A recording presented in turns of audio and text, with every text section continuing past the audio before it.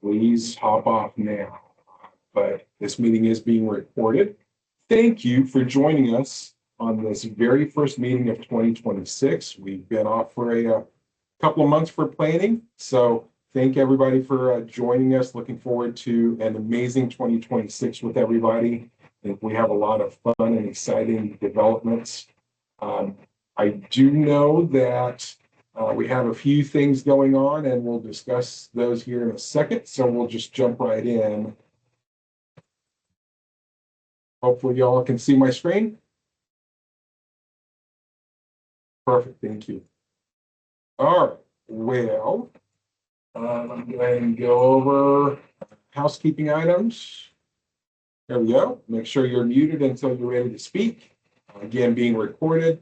And then barring any technical difficulties, this meeting will be posted to our YouTube channel a few days after the meeting. You can link up and look at all the previous meetings on our YouTube channel, as well as other recordings that you may find, I wouldn't say interesting, but at least valuable.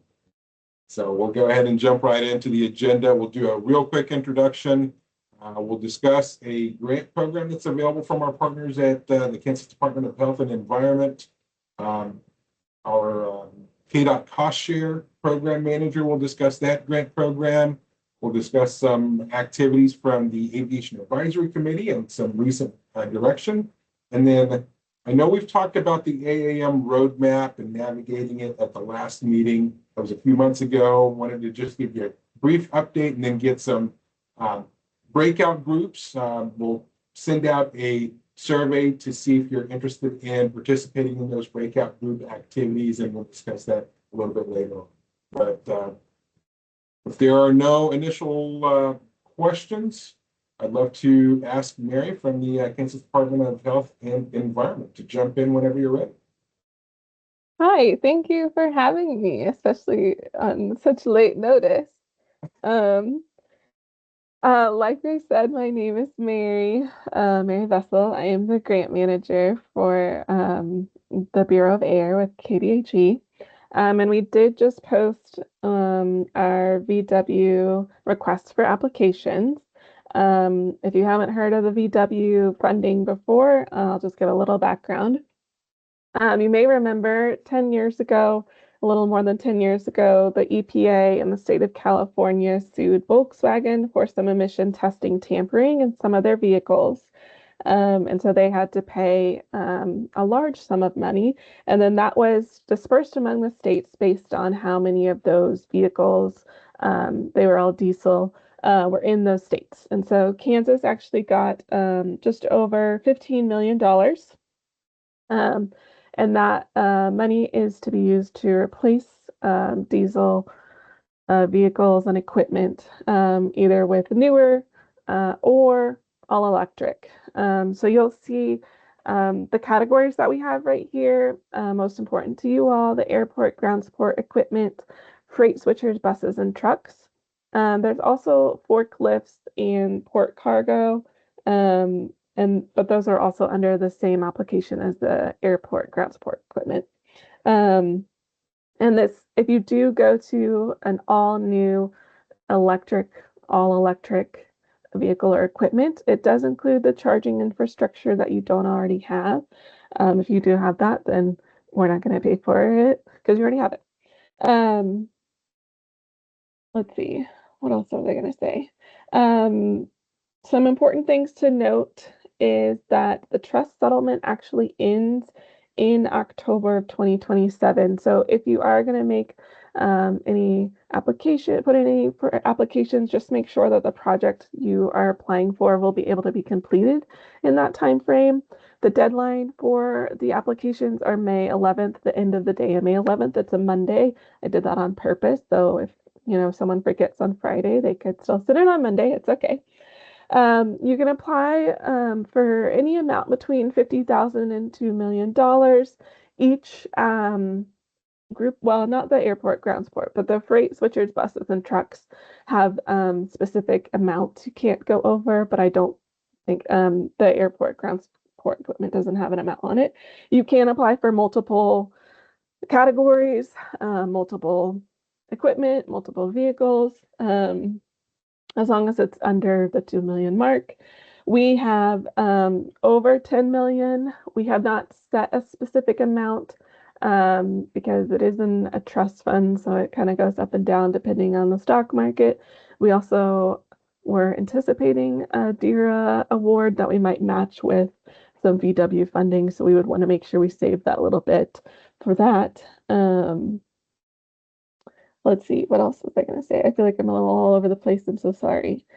Um, Well, I oh, can some other, ask you one thing. Sorry to interrupt there, yeah, but do you have to have equipment that you're replacing, or can you yes. use this to get it?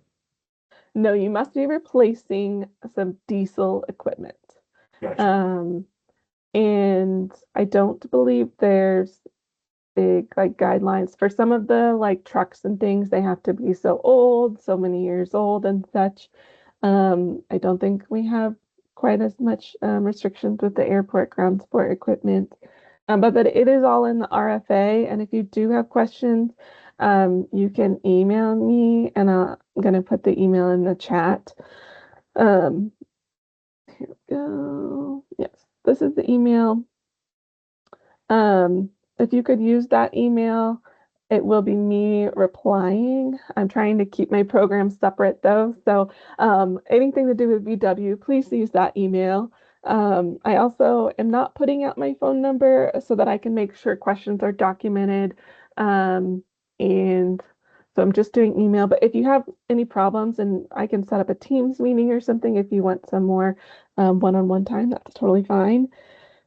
Um, Something I also wanted to say, I don't know if that will be important for you guys, but any equipment and vehicles must be kept within Kansas for 75% of the annual mileage. Um, and you need to have some sort of record of that. That can be driving logs or timesheets, and those records need to be kept for 5 years in case of an audit. We most likely won't audit, but sometimes we get audited, and then we need to ask um, for those records. Um, for government and non-government, up to 75% reimbursement of all costs for new all-electric engine or replacement or repower. And like I already said, that includes the charging infrastructure for that. Um, we will be putting out a Q&A document coming soon. So anybody that asks questions, your questions will be going into that document, but not your name. Don't worry. And that will be going on our website soon. Um, we will probably not be doing another funding round after this. We're trying to use all of the money this time. So if you don't apply this time, we probably won't be opening it up again, and that is due to that time constraint. Um, Mary, the RFA mentions that government can receive up to 100% without a local match. Is local government considered government? yes, yes, and there should be a government definition on the RFA. It might be in the top, at the top, but there is a definition of government. Um, And yeah, that's like county, municipality. Um, yes. Any other questions? I didn't take up all the time that you gave me, so I can stick around for questions, or like I said, you can email me. I do check that email many times a day. However, if you email me after 4 p.m., I won't get it to the next day because my day ends at 4 p.m. I also don't check it on the weekends. Um, but I do try to get questions answered very quickly. So yes. Any questions for Mary?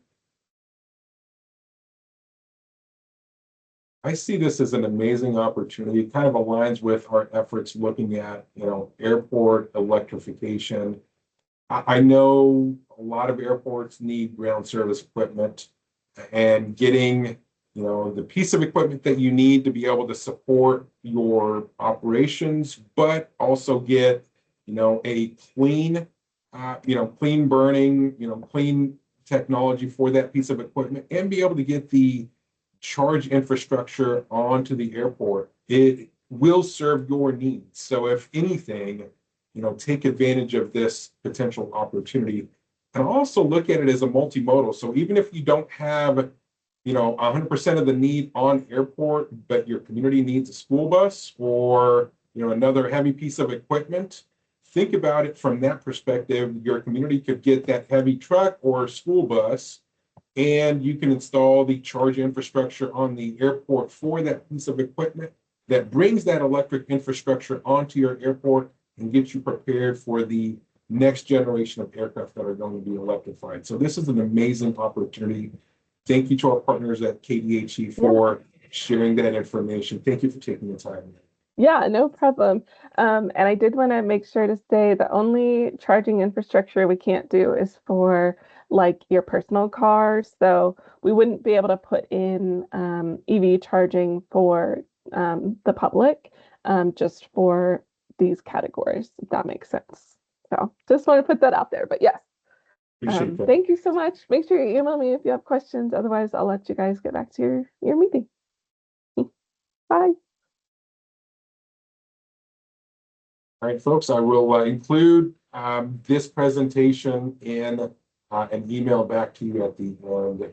Up next is Michelle Needham with KDOT Cost Share. Michelle, are you on the call? Hi, Ray. Yes, I am. Thank you, ma'am. Jump in when you're ready. Sure. Hi, everyone. My name is Michelle Needham, and I'm the Economic Development Programs Manager here at KDOT. Ray asked me to come be on this call because right now our cost share grant is open. We are accepting applications until end of day, March 26th. And it is, cost share is a construction reimbursement grant that addresses transportation needs, and local units of government and non-government units are considered. We have done airport projects before. We just can't do buildings or any kind of ground transportation or anything like that, but we can do any kind of road improvements around there or any kind of runway improvements. This round, each project, we have $1 million max with about 6 million to award. And the things that we really look at in our applications are economic development impacts, safety impacts, and local support for the project. Any questions for Michelle on KDOT Cost Share? Michelle, I have a question. This is Curtis at Topeka. Yes. How are you? Good. How are you doing? Fine. When you talk about local support, do you mean like matching monies or letters showing the community wants the project? That's a great question. And actually, it can be both. We do look at, I always tell folks the no cost way is letters of support. We ask that they not be the same letter over and over again. And I only mention that because it happened one time and it was 67 of them. So, but we like to see, letters written by community members because they are often really impactful and not about things that we would think about. But also if you have a business that is willing to partner as for part of the match, that's always wonderful. We love to see public-private partnerships in our cost share projects.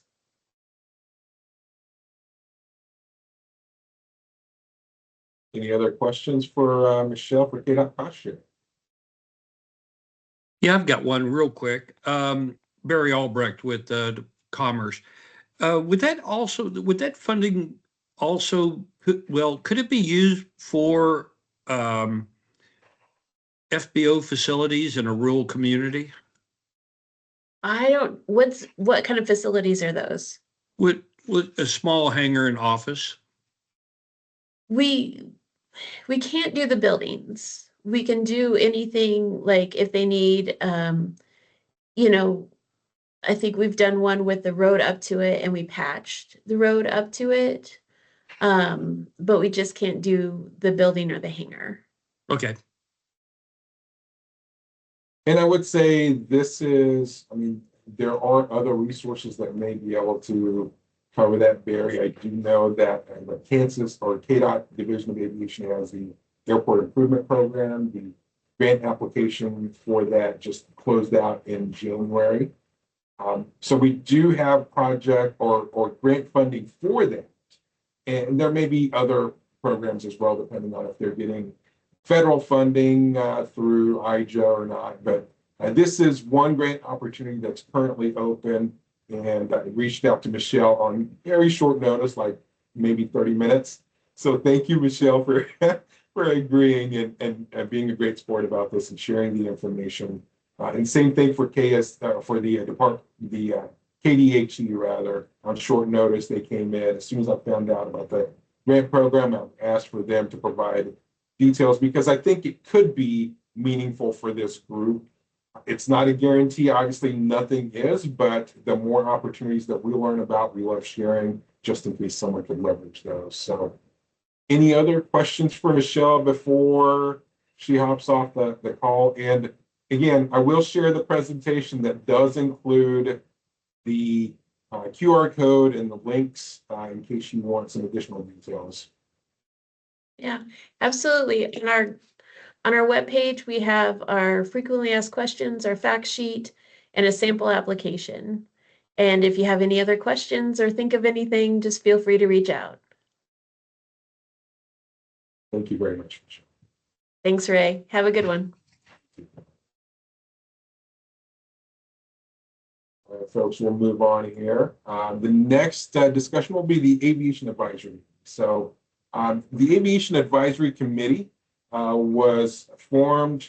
Secretary Reed, KDOT Secretary Reed, wanted to, after the AAM roadmap was released, he wanted to get some guidance from state stakeholders and wanted to form an advisory committee to give him and the governor and the Kansas legislature, basically a group that can help guide activities moving forward and guide the conversation moving forward, looking at emerging aviation in general, not just AAM, because that is a very tight scope, but looking at emerging aviation. What can we do as a state? The advisory committee is made up of members from academia, airports, industry, private commercial operator with Kelly Hills Unmanned Systems, an aviation, very active aviation consultant, an MPO, Mid-America Regional Council, and the Department of Commerce and the Department of Transportation, of course. So the advisory committee has met several times to discuss next steps for the state and helping to form that conversation and our strategy moving forward. Out of those meetings, the plan is to use the guidance and direction from the advisory committee to help form our strategy for the state and help leverage our power within the Emerging Aviation Technology Working Group to be able to do the activities associated with the specific direction and guidance of the advisory committee. So the overarching goals that the advisory committee came up with was to create an AAM portal, and we'll discuss what that means here in a little bit, foster community outreach, establish a formal AAM state leader, and enable flight demonstrations. I'd like to thank the advisory committee members and Lindsay Dreiling from Dreiling Aviation Services for putting this information together. The advisory committee met, they're all volunteers. We're working towards those, again, next steps to be able to continue our momentum following all of the hard work that you helped with in developing the AAM roadmap. Some relevant efforts that are just underway. So these are all new, hot off the presses. We recently discussed an airport development guide. I think this may be important to airports within the state. I've seen a couple of other airports, or excuse me, states that have released similar airport development guides. And we think as an advisory committee, there's several members that found value in this. I hear it all the time. Airports don't know, some airports don't know where to start for development. They're interested in emerging aviation. They're interested in having an understanding of what it means to have emerging aviation, but they don't know the first thing about, what they need from, utilities, being able to map out your utility needs for current and future needs, on-site power generation, being able to have the community outreach, looking at, potential for zoning and land use, being able to make the airport be marketable. A lot of airports have land that they have available to develop. However, they don't have it listed anywhere. They haven't gone through the process to make that land marketable.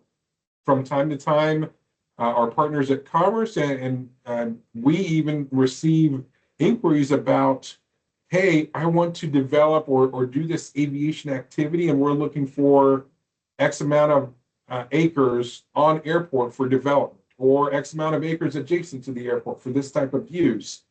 We have a lot of airports that may have that development and may be prime for these conversations. However, they don't list that land anywhere. They haven't gone through the process to make that land as shovel ready as possible in order to take advantage of these situations. So this will be a guide that we will develop and scope over the coming weeks with heavy input from the advisory committee and with input from industry stakeholders to determine what would be valuable for airports. And also look at another project potentially to look at airport infrastructure analysis, looking at specifically for electric infrastructure, on-site generation, resilience, current and future needs. I think one project could help feed into the other. However, these are going to be distinctly maybe concurrent efforts. And then, of course, always community outreach and engagement. And we need that at every level, everywhere in the state. So we have a few efforts that are currently underway. I have a map in the bottom right-hand corner here. This was actually a few airports that were outlined in the airport advisory, or excuse me, the advanced air mobility roadmap, rather, as logical first phase implementation for advanced air mobility.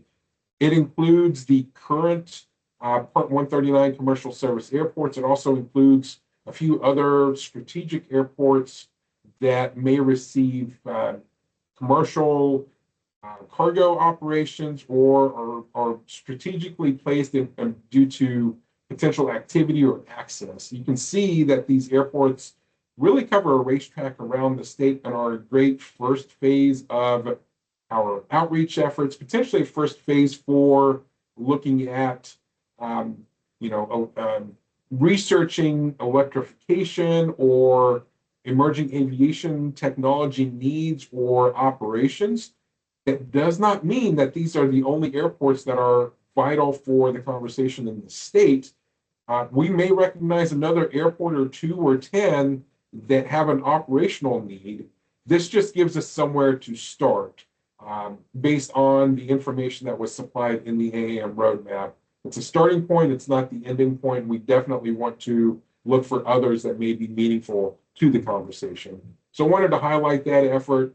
Again, we're going to be looking at input and participation in activities associated with the outreach, associated with the community engagement portion, looking at enabling flight demonstrations and creating the AAM portal. This will be review, but it's important information to go over, and we'll give a little bit more detail. We discussed this at the last meeting, but the 4 parts to the roadmap, the first 3 are, I'm not going to go over in detail. You can review those. The first 2 are great marketing pieces. They show the aviation history. They show the different strategic efforts in the state. They discuss specific use cases that are with potential, and they show the efforts of stakeholders throughout the state. I included a QR code for the full roadmap that includes all 4 parts. And also the link below. We'll focus on the 4th part. That's the actual roadmap recommendations. Navigating the roadmap, there are 4 key strategic priorities for the roadmap: enabling operations, enabling AAM infrastructure and service readiness, connecting AAM stakeholders, and also fostering workforce and economic development.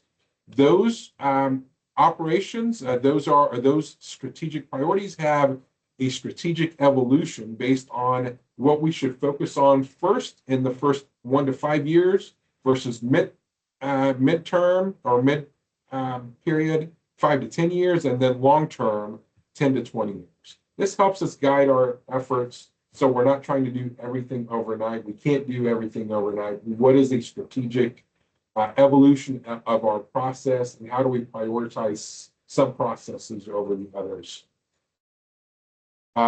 This is an eye chart. Again, not expected to look at this, but I just wanted to go over the flow in the roadmap.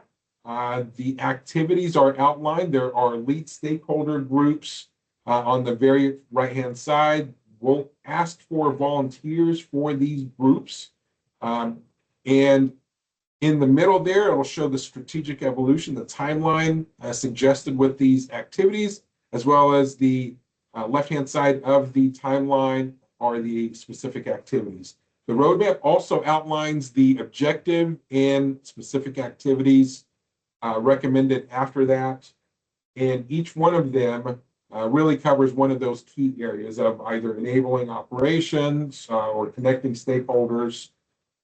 There are the 4 key objectives again, and I'm not going to go over these in detail with you. I just want you to understand. Again, I'll send this presentation, so if you have a case of insomnia, you can read this at your own leisure.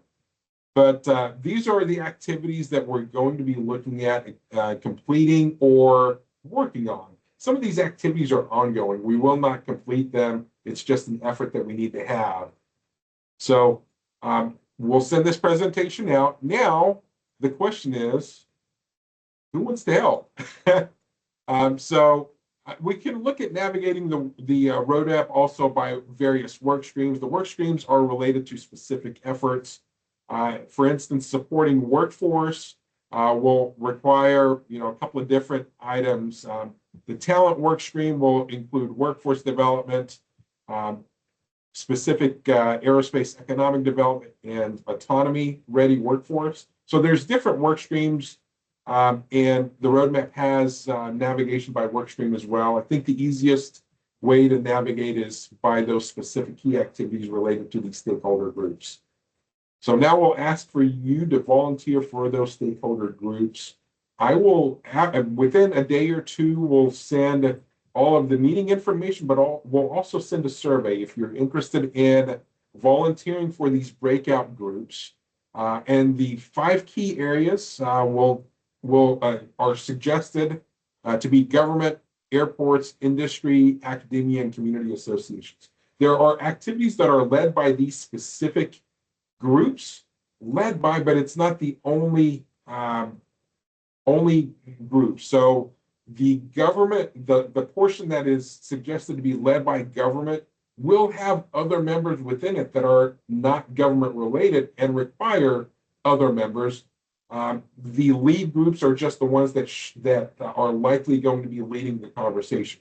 There will be an expectation to have members. Again, the advisory committee will help guide the conversation, and the subgroups or these specific groups are going to be expected to meet on a regular basis to look at the scoped conversation of activities that we will work together to develop. And these subgroups will be required to report back to the advisory committee as well as the big group. So this is an effort to leverage all of the power that we have within the Emerging Aviation Technology Working Group. You're already broken up into several key stakeholder groups, hoping that you're going to want to continue working towards some of these activities that are outlined in the roadmap. These activities may be fairly involved and may require a lot of input, or they may be just to develop a community engagement guide. There's different activities that will have different efforts. So right now, we're not going to ask you to commit to any specific activity. will help guide that conversation at the Aviation Advisory Committee. The advisory committee will also participate in these breakouts and be part of the scoping of that conversation. However, we will ask you if you're interested in volunteering for these groups. So there will be a survey, and we'll also include the governance to these groups at the upcoming meeting. So we'll discuss the structure, what we expect to get out of these conversations, and kind of the housekeeping items in order to make your conversation all guided and scoped by a state strategy that's harmonious to all of the groups. At the end, we're leveraging the power of having all of these different stakeholders be part of an effort that can concurrently happen and can leverage your individual experiences and backgrounds. With that said, I've done a lot of talking, and I know we're a little bit ahead of time. What questions do we have? What comments, concerns? Where would we like to go next? What input do you have for us?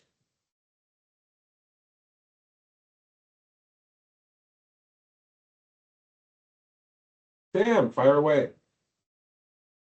So just an update too for the group. I received from our Marcom team that the website portal is under construction.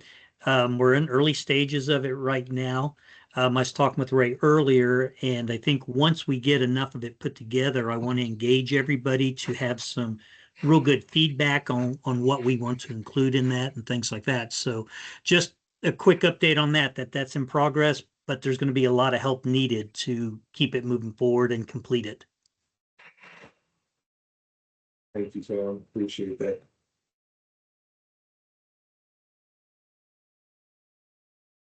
Within the next couple of days. So when will the survey go out? Within the next couple of days. There's, I would say probably by Monday of this coming week. Looking forward to your participation, especially actually. Community engagement, I've said this before, I think outreach and community engagement is an ongoing process. It's also going to be the most important part of anything that we do, and it's also one that may not cost us that much to do. But it's vital that the community is aware.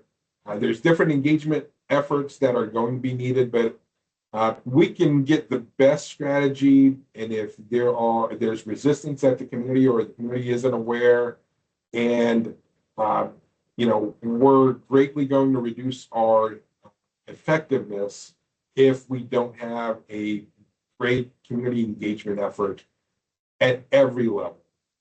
So our goal is to ensure that border to border, each level, the local government has a great engagement effort with its users. This isn't going to be KDOT engaging with, or commerce engaging with, or academia engaging with. We're hopeful to have those local champions be able to have an understanding and have an engagement with your local communities. And if we can do that, I think we can accomplish pretty much anything in this thing.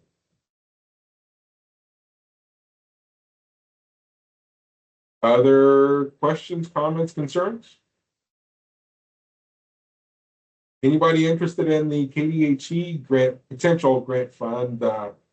We have other resources that may be able to help with your application package, or if you have any hurdles, please share what those hurdles are with us so we can try to help you.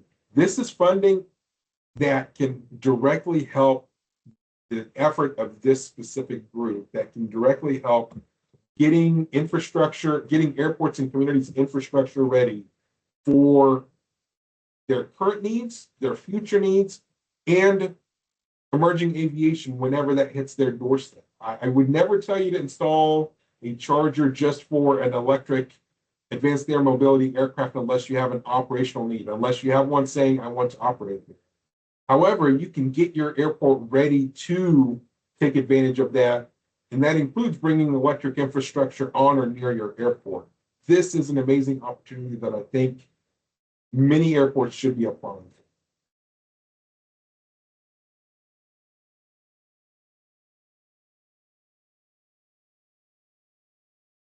Any other questions, comments, or concerns? Our next meeting is going to be, as soon as I pull it up, March the 26th. I will send out an invite for recurring meetings for the last Thursday of the month, 3 to 4 p.m. At the next meeting, we should have an idea about the breakout groups. By then, the advisory committee should have an idea about specific activities that we can help guide and focus on. And we'll start making progress. Hopeful to be able to have some of the planning effort scoping ironed out as well, and be able to discuss other relevant developments around the state. I don't know if you guys recently saw it, but there was a recent news release from Governor Kelly's office regarding a grant that was awarded to Kelly Hills. I'm not sure if there's anyone from Kelly Hills on the call. But that is a grant that will focus on beyond visual line of sight infrastructure scope for agriculture specifically. So that is exciting development within the state. I know there's a similar grant that is also in the works with another stakeholder. These are just at the beginning of those conversations. Yes.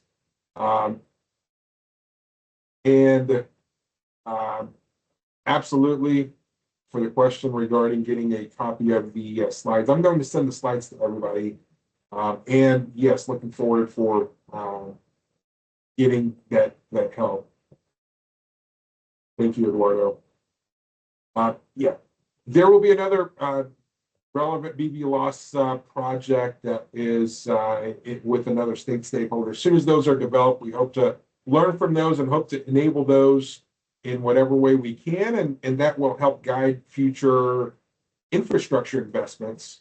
And between now and then, we'll have some transportation planning efforts that we're going to have to help enable future investments as well. So if there's nothing else, I appreciate you guys participating. I'll get all of the relevant information to you shortly. We'll get the surveys asking for your volunteer efforts. The RFPs for the two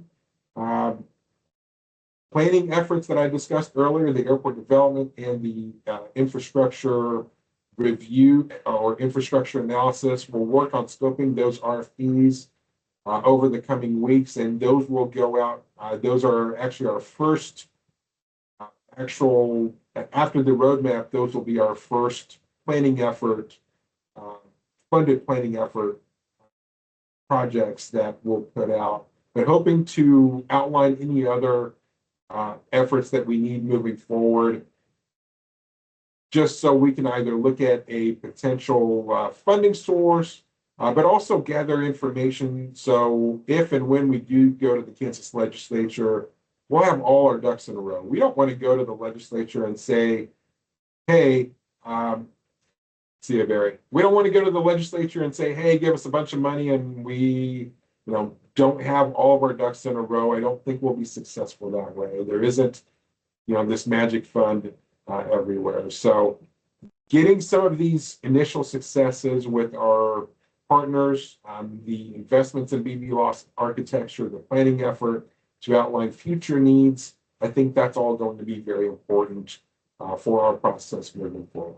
Looking forward to working with everybody. I'll get that information to you. Thank you all again, and have a wonderful day. Thanks, Ray. Thanks, Ray. Thank you. Thank you. Thank you, go.